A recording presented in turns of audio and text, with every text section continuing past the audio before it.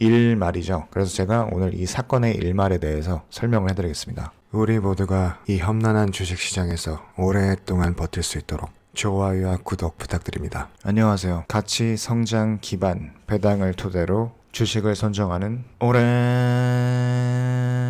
버튼입니다. 자, 요즘 연속해서 피바다가 계속되고 있는데 오늘 같은 경우는 프리마켓부터 시작해서 장 초반에 주가가 전체적으로 크게 폭락을 했어요. 해머로다가 머리를 크게 한 방 맞았죠. 그러다 결국 나중에는 어느 정도 반등을 쳐서 복구를 하긴 했지만 장 초반에 주무시고 계셨던 분들은 그나마 나중에 다시 반등을 쳐서 마무리한 덕택에 다행인 마음이었을 거고, 뜬 눈으로 지켜보고 계셨던 분들은 공포 영화를 보는 것보다 훨씬 많이 심장이 쪼그라들어서 극단적인 패닉셀을 하셨던 분들도 있을 것 같았어요. 이럴 때 멘탈 관리를 하고 싶어서 자신이 구독 중인 유튜브와 기타 정보 매체에서 오늘 하락장에 대하여 많은 정보를 찾아보시느라고 바쁘시겠지만, 사실 우리가 코로나 때 생각해보면 아무리 발버둥 쳐도 결국은 그대로 묻어두고 기다렸었다면 결과적으로는 복구뿐만 아니라 코로나 전보다 오히려 더 높은 수익을 낼 수 있었던 것처럼 어쨌든 주가는 다시 돌아오게 되어 있었다는 점을 기억하시기 바라요.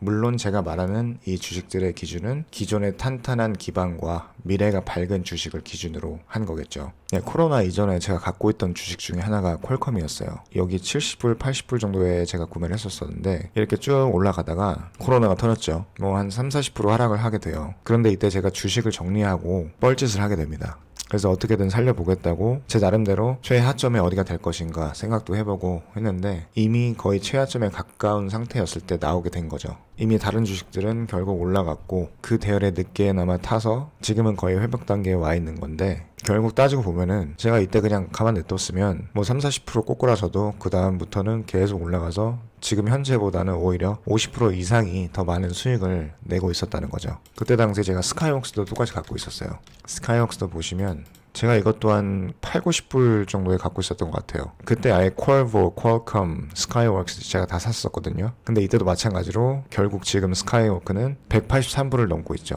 이때 제가 주식을 안 보고 있었던 상태라면 얼마나 좋았을까라는 생각을 하기도 했었어요. 평소에 주식 잘 안 보다가 마침 코로나 돼서 주가가 엄청 떨어지고 있다는 걸 제가 인지하게 됐었던 거죠. 하지만 그게 좋게 작용하지는 않았었어요. 그래도 어느 정도 지금은 거의 다 회복을 했기 때문에 다행이게 된 거죠. 제가 드리고 싶은 말은 이런 멘탈을 잡는 데 있어서 중요한 것은 결국 떨어진 주식에 같이 투자 중인 사람들과 서로 위로하면서 정신승리를 하는 게 아니라 진작에 본인이 투자한 회사의 기반과 가치, 성장, 미래를 보고 성공할 수밖에 없다고 믿고 있으면 그 회사 자체가 결국엔 자신의 멘탈이 된다는 거죠. 정녕 자기가 그 회사를 못 믿고 그 회사에 대해서 잘 모르기 때문에 남들 말을 듣고 정신승리를 하는 것이라고 생각을 하거든요. 그 회사가 결국 성공할지 망할지는 아무도 모르지만 어쨌든 자기가 믿고 미래를 보고 투자한 회사면 자부심을 가지시기 바랍니다. 지분이 적어도 자기 회사인 거예요. 그럼 자기 회사에 대해서 열심히 알아보고 이해하려고 하고 이 회사가 지향하는 바는 무엇인지 자기가 생각한 것과 맞아떨어지는 건지 생각도 해보셔야 되는 거잖아요. 일단 멘탈 관리에 있어서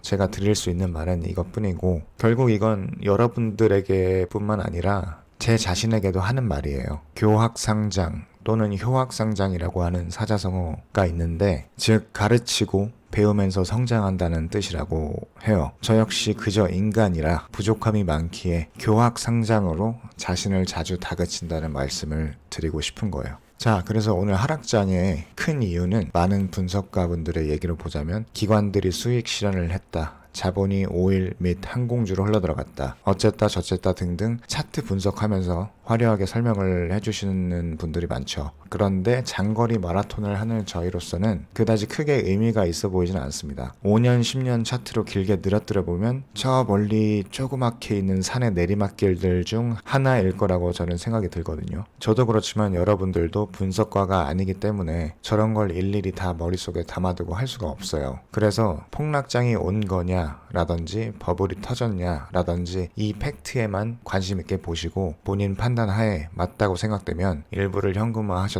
훨씬 더 저점에 들어가는 찬스를 노리시던지 하시면 되는 겁니다. 하지만 이 타이밍을 맞추는 게 사실 그냥 들어가서 모든 걸 잊고 본업에 충실하시면서 기다리는 것보다는 어려울 거라는 생각이 들어요. 그러니까 항상 언제든 이럴 때를 위해서 추가로 투입될 수 있는 현금을 보유하고 계시는 게 얼마나 중요한 건지 오늘 일을 통해서 피부로 느꼈을 거라고 저는 생각이 듭니다. 그리고 또 마지막으로는 제가 이런 거를 많이 보려고 하는 건 아닌데 자꾸 이런 게 눈에 들어와서 오늘 또 일어난 빅 도박 매치를 소개해드리면서 제가 오로지 해드릴 수 있는 멘탈 관리, 그것은 즉 도박 주식에서 멀리 할 수 있게 항상 경각심을 심어줄 수 있는 사건을 하나 드리면서 물러가겠습니다. 그렇게 해서 오늘 볼 주식은 월크홀스라는 주식이에요. 일말이죠. 그래서 제가 오늘 이 사건의 일말에 대해서 설명을 해드리겠습니다. 네, 이 월크홀스라는 회사는 이제 딜리버리 업체들과 이 전기차 계약을 할 수도 있다라는 이런 소문들로 인해서 초반에 많이 주가가 올라서 계속 유지되던 상태였어요. 그러다가 오늘 급격하게 떨어지게 된 게 이제 미국의 포스탈 서비스 USPS라는 회사와 계약해서 오스코시라는 회사에 밀려서 10년 계약이거든요. 그것 때문에 월크홀스가 지금 주가가 반토막이 났습니다. 분명 이것도 월크홀스가 될 거라고 기대하면서 투자에 들어가셨던 분들이 있을 건데 이분들은 아주 큰일이 났죠. 지금 어느 정도 뭔가 이미 회사가 매출을 내고 있고 기반이 있고